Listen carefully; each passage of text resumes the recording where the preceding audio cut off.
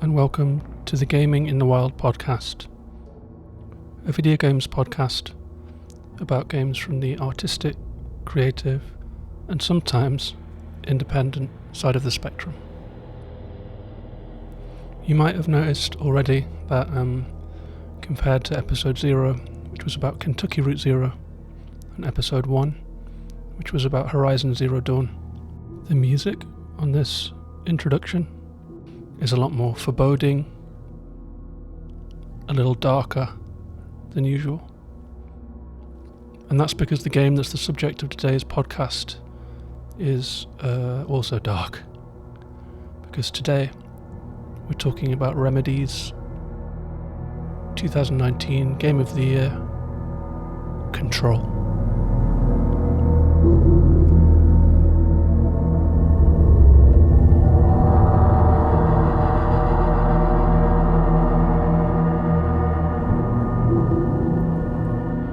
This is a game that I've been excited to play for a while. I bought a PS4 partially because of this game. Actually, it's not available on Switch where I normally play my games, or on Steam for Mac. So I was so intrigued by this game, the premise, the look, the setting, the feel, that it inspired me to go out and get the PS4. I ended up playing some other games first, but this is the one that I really got the console to play. So it was with a lot of anticipation that I finally started digging into it last week. The game begins when you, Jesse Faden, walk into a nondescript seeming government office building called the Federal Bureau of Control. It looks like any US government building might look. There's a crest on the floor, a reception desk, wooden paneling, grey tiles, but it's pretty clear from the off that something is weird, something is wrong, something's very strange about this building. There's no one at the reception desk. There's no security guard, there's an abandoned metal detector you can just walk through. So right from the off we have a sense of something eerie, and that something uneasy in the air. And that's a feeling that persists and permeates this game from the very outset. I generally try and make this a spoiler-free podcast, because when I listen to podcasts it's often when I just start a game and I want to hear some people talking about it, or if I'm thinking about buying a game. But it's hard to talk about Control in a completely spoiler-free way. So I'm going to talk a little bit about the events that take place in the first couple of chapters of the game. And that's things that will happen in the first couple of hours that you play. So if you want to go into the game completely blind and experience the story from the ground up, maybe in this particular podcast you might want to come back later. There are no huge spoilers here, but if you really want that element of total going in blind, then I am going to talk about the opening sequence of the game and a couple of the things that take place, because they really affect the gameplay and they really form what the game is about. So that said, the first person that we meet in this building is called Artie. He's kind of a creepy old janitor with a blue bodysuit and a mop, and he talks to you in this kind of stilted, odd way. He seems to think that you're there for a job at assisting him, and he directs you to the director's office. But Artie is the janitor of a very strange building, and it seems pretty clear from the outset that there's more to him than meets the eye. When we get to the director's office, having made our way there through a couple of banal corridors lined with framed pictures, ring binders, filing cabinets, office furniture, that it's got a very grey kind of grainy, dull tone to the whole thing that really is really striking in a way, because so many games aim to be vivid and eye-catching. This one really damps everything down. It feels like the light is very diffused. You can almost smell the stale air in the building. But as we get to the director's office, the game takes a turn for the weird. We hear a gunshot, we walk in, and the director is dead. We pick up the weapon that he has used to kill himself. It's a very strange gun. And before we know it, in the first few minutes of the game, Jessie has been anointed by the disembodied voices of the board as the new director of the Federal Bureau of Control. So she's risen through the ranks from being mistaken for a janitor's assistant to somehow becoming the new head of the Bureau of Control.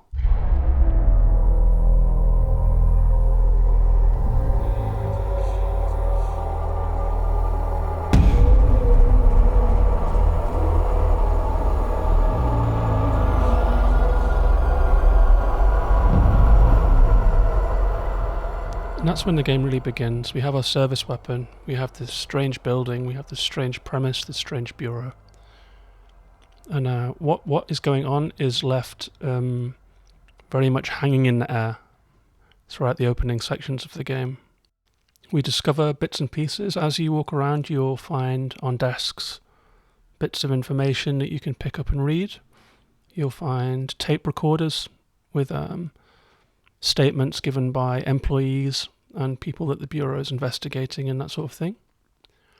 And we'll find a lot of contextual material lying around. So there's a lot of audio to listen to, there's a lot of text to read. It's usually just like an A4 page, it's got some redacted bits on it. And they're all very strange things that the Bureau is looking into. It quickly becomes apparent that this is not going to be the easiest job in the world. The Bureau is housed in a building called the Oldest House, and it's a huge character in the game, much in the same way as the landscape in Breath of the Wild or Horizon Zero Dawn. The Oldest House is a key part of the game, a character in the game.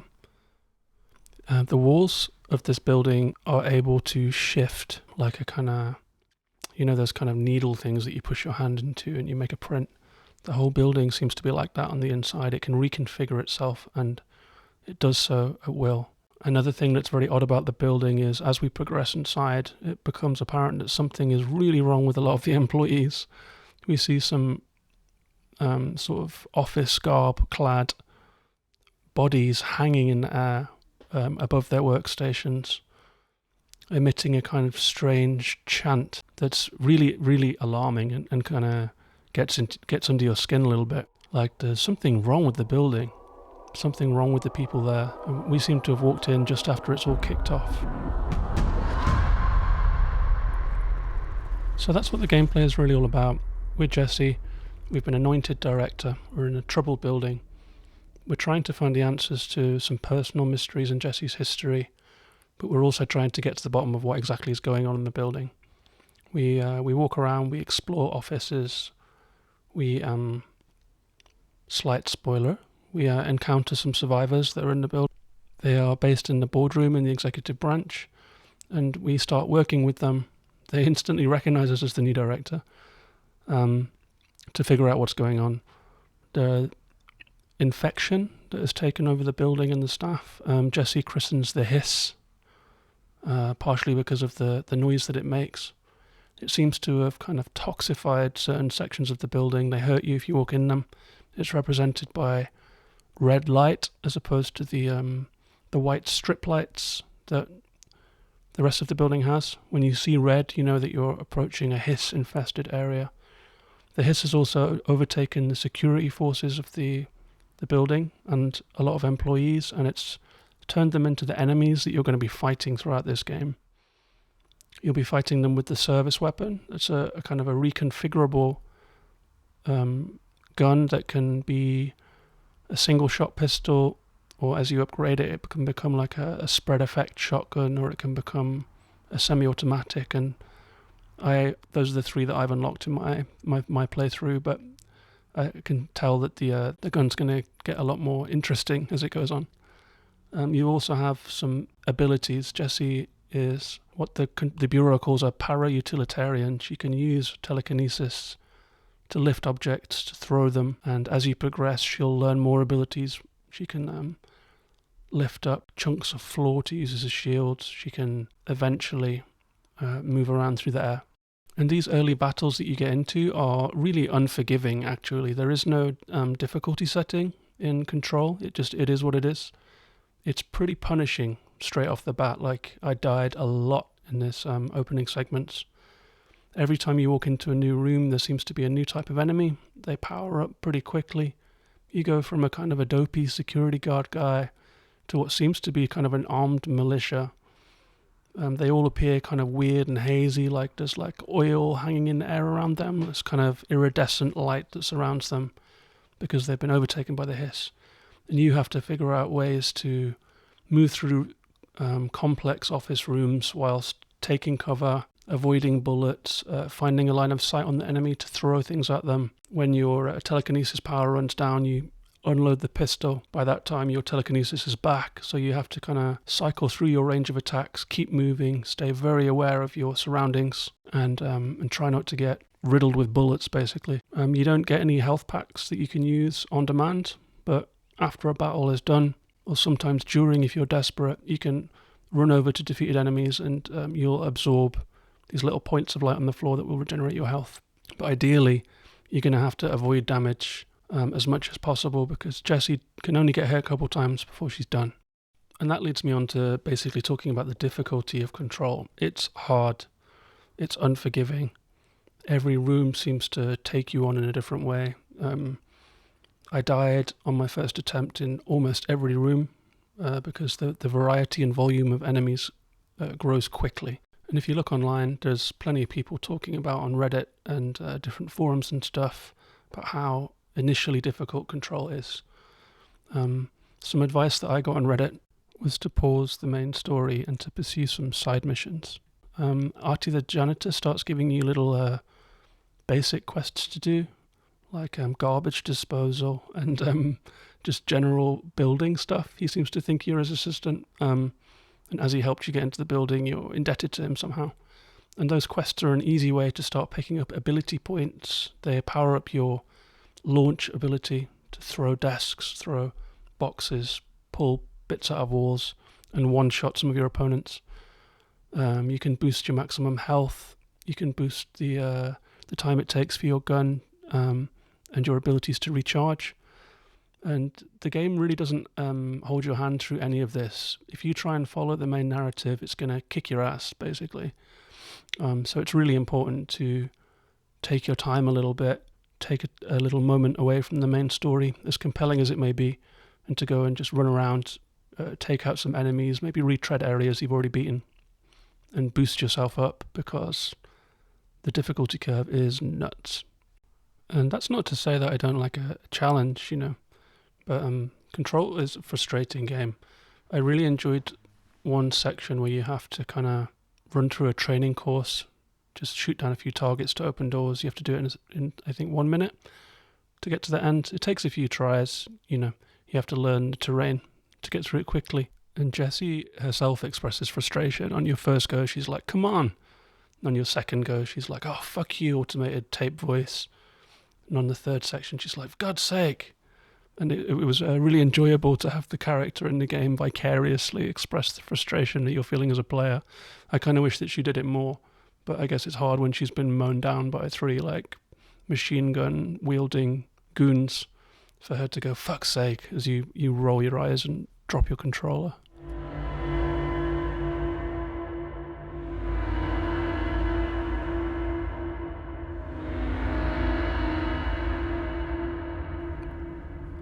There's a lot more lore to the game.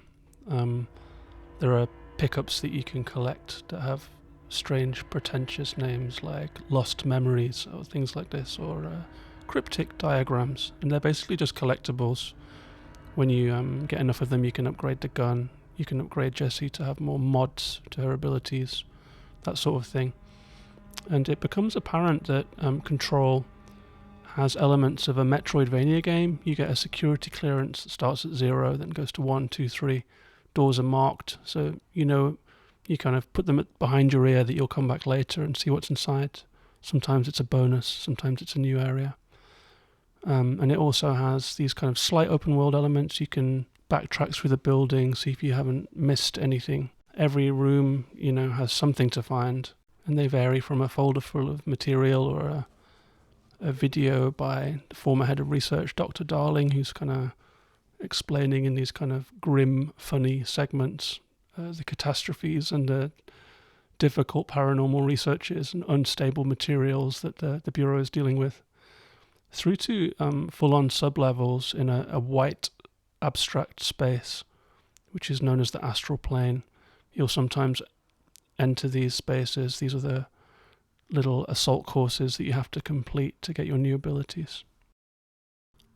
And all of that is where Control really succeeds, like the complexity and seeming sophistication of the environment, the various levels of reality that you're encountering, the mystery of the hiss, the mystery of what the Bureau does, where the department heads have vanished off to, how you can kind of try and start cleansing the building a little bit. All of this makes a really compelling story.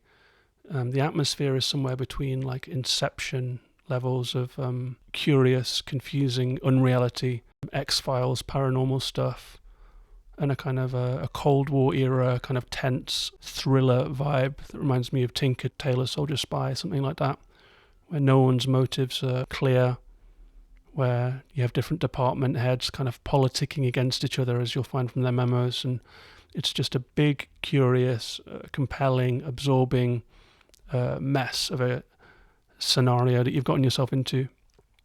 And as you battle through these tense, crazy rooms, you'll start uncovering more of the story, start uncovering more of who Jesse is.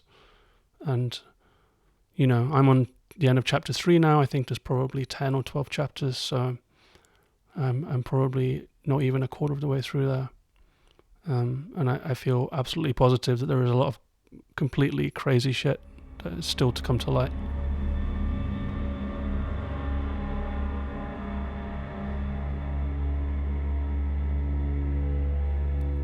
So that's Control. It's a good time to talk about this game actually, because it's on PSNow.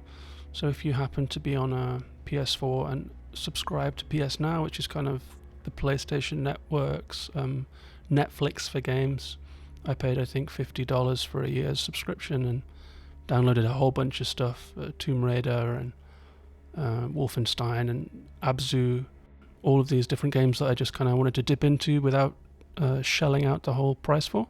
I kind of really like that service, and Control is on there I think until August, so you should play it in the summer when the nights are light because it's spooky as hell. So I hope you've enjoyed listening and picking up what Control is all about. I'd be really interested to hear your thoughts if you've played it already, or if you're thinking about playing it. You can tweet at me at Gaming in the Wild. I have an Instagram for games, which is at Reviews Switch, where I'll do like a tweet-length reviews of Switch games.